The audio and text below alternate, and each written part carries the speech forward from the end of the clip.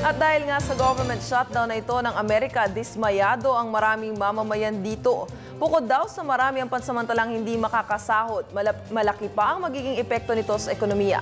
Para sa detalye, balitaan mo kami, Roby Cerezo. Ayon sa mga economic analysts, kapag tumagal pa ang government shutdown ng Amerika, malaki ang mawawala sa ekonomiya ng US. $1 billion ang nawawala sa kanila kada linggo at kung tumagal pa ang shutdown hanggang 4 na linggo, $55 billion na ang kalugihan ng Amerika. Una na agad napansin ang epekto ng shutdown sa pagbagsak ng kalakalan sa Wall Street. Samantala napansin naman ang pagtaas ng kalakalan sa Asian markets.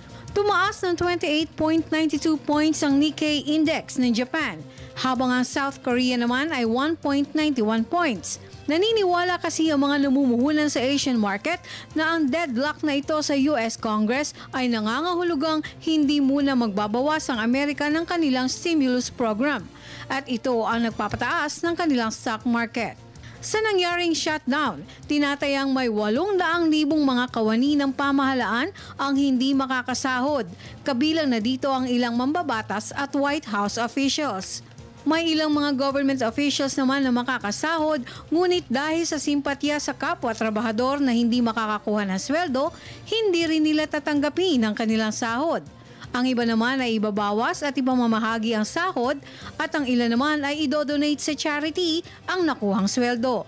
Sa giriang nangyari sa US Congress, lumalabas sa isang survey na ginawa na 69% sa mga sinisisi ang Republicans sa pagkaparalisa ng US government.